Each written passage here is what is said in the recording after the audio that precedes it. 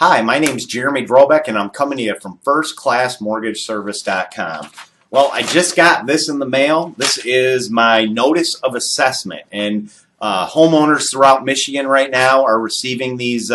It's the end of February, middle of February. It's a once-a-year opportunity to appeal your property taxes, and it's very important that you look at your tax assessment when you get it and make sure everything's correct, and if not, work towards getting it corrected because it can really save you a lot of money over the years. And so I wanted to explain real quick a little bit about what you wanted to look at and then the process of kind of appealing certain things on here.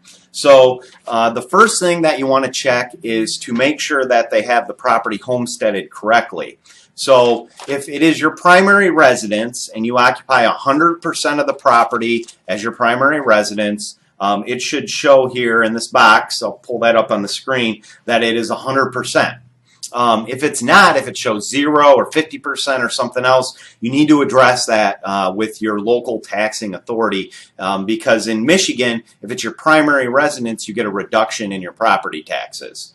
So double check that. That's the number one thing you should look at. Number two is the different numbers on here. And so I want to explain a little bit about what's going on with these statements and things. So you're going to see on there the prior year taxes. Now, this is a real life example. I'm actually going to go in there and appeal these taxes. I purchased this house in June of 2017. It's now February of 2018. I got this notice in the mail. There's a big change in the taxes because of some of the changes in ownership rules and stuff like that. And so this is a good real life example to show you. This is my house, and I'm going to use it as an example to kind of walk you through the process of appealing the taxes. Taxable value on my property in 2017 was $200,000. The SEV was quite a bit higher. It was $349,000.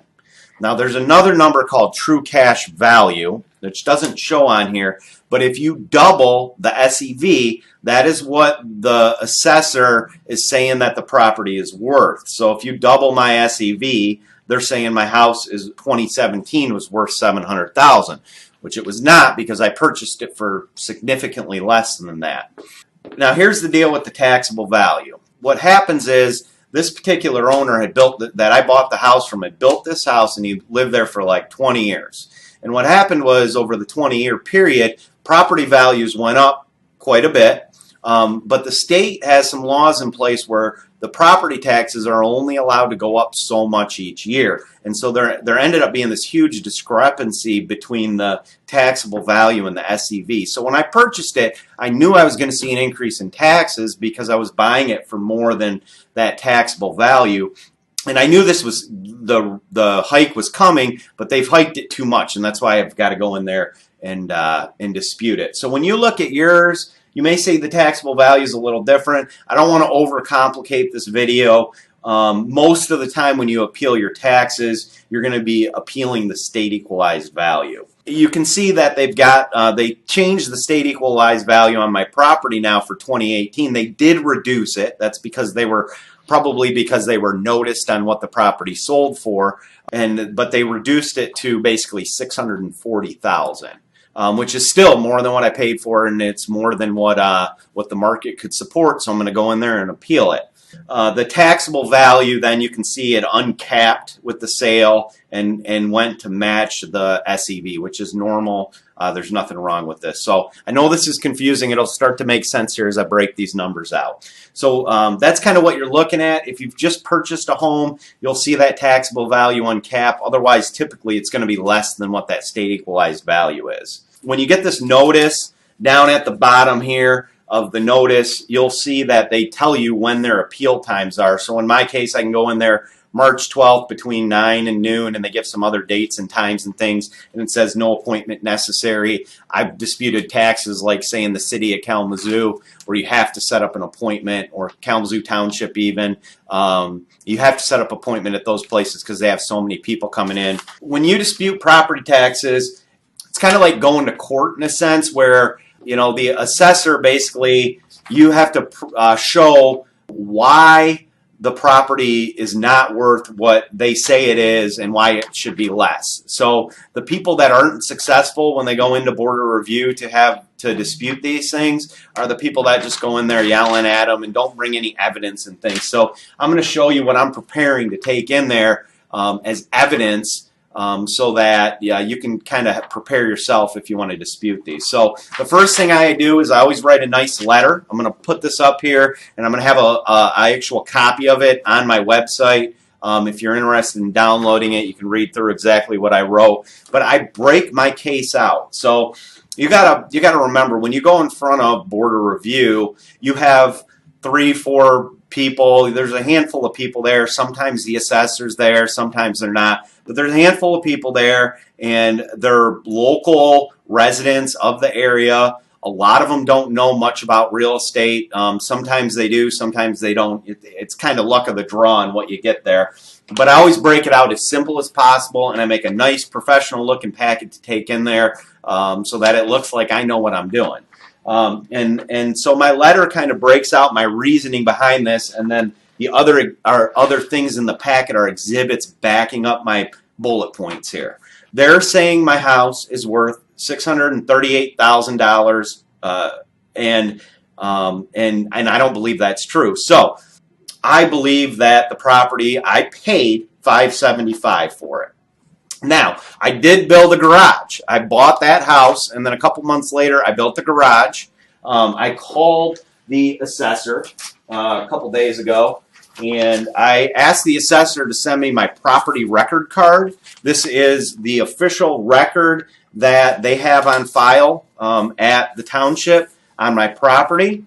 And the first thing I did was I checked the record card to make sure they had bedroom count right, square footage right. If they had the square footage, say 1,000 square feet more, that would be an easy appeal. Most everything on here looked right. I was able to get one important piece of information. They were noticed that I built the garage because I had to pull a permit for it. And so there's a note in here that an accessory building was built, and it has the date and stuff, September 15th, 2017. They issued a permit, and it has the square footage, and then they give a value of $13,650. I think that's fair. I paid $20,000 to have the thing built. You never get dollar for dollar value out of new construction stuff like that. So I don't disagree with the $13,600 value that they gave my building. So I'm going to say my house is worth the $575 that I paid for it, plus the building I built of $13,650. And so my argument when I go in there to appeal this is that the property value should be $588,650. What that's going to do for me is that's going to drop my property taxes. My annual tax is about $760 a year. Save me about $63 a month. Hey, for an hour of my time, it's worth $60 a month to me all day long. So my first piece of evidence to back up the sale is I'm taking in the closing statement from my closing, and I'll pull that up here, but I'm taking this document in there because that lists the official purchase price. And then I'm taking the property record card in there so they can see how much value was given to that outbuilding that I built. Those two added together equal the $588,650. That's bullet point number one. Bullet point number two is that comparable properties in the area support the $575. When I bought my house, I had an appraisal done. I have a copy of the appraisal. I'm providing each of the board members with a copy of the appraisal, and that appraisal backs up the $575. I'll highlight on there where the appraiser came up with their value and stuff, and I'll give them a full copy of the appraisal. So that's bullet point number two. Bullet point number three is that the seller, the guy that sold me the house, he tried to sell it for more. And my realtor was able to provide me with the sales history data on the property. And so I kind of break that out on the letter. And then I have the printout from the realtor showing the sales history. But I mean, you can clearly see this guy started way high and dropped the price over a period of years until he finally sold the house for $575. So clearly he couldn't get $640 for it like they say it's worth. If he could have gotten $640, it would have sold during one of those other windows of time. So that's kind of my other piece of data to help back this up. And then I kind of summarize it up in the letter and stuff. And again, I'm going to put this stuff, I want everybody to see exactly what I'm taking in there. So I'm going to put links and everything in there so that you can see what I'm using for evidence. So what I'll do is I'll take this big packet. So this is my packet of information. I'm going to take this big, huge packet in there. I'm going to make like 7 copies of it because I don't know how many people will be there. So I want one for me and one for each of the board of review members. And so I'll make copies of it, and I'll take it in there, and I'll give them this with the cover letter on top, and then each of the pieces of evidence backing it up. And when you go in there, they basically, you just sit there. It's pretty casual. You sit there in front of the people, and they give you an opportunity to talk. I'll kind of walk them through this letter just like I did in this video. I'll walk them through the letter, and then they'll send me on my way. They won't give me an answer then and there. I'll get a letter in the mail following up, I don't know, a few weeks later, a month later, depends how busy they are. But I'll get a letter in the mail sometime later saying whether or not I won. If I won, what they dropped the value to. If I didn't win, it'll show that they didn't drop the value, and then it gives you some rules and stuff on how to dispute those taxes. So we've done some other videos talking about going to tribunal and stuff. If I lose, I will take this to tribunal, and I'll do another video for you on it. If I win, I'll talk about what they did too. So watch for the next video coming up. It won't be until after board review, so it'll be a month or so. But I wanted to get this out there because you literally only have like a 2-week window to appeal your property taxes. And if you're going to get in there and do it, you got to do it now. Check this out. Feel free to call or email me anytime with questions. I'm Jeremy Drobeck, coming to you from firstclassmortgageservice.com.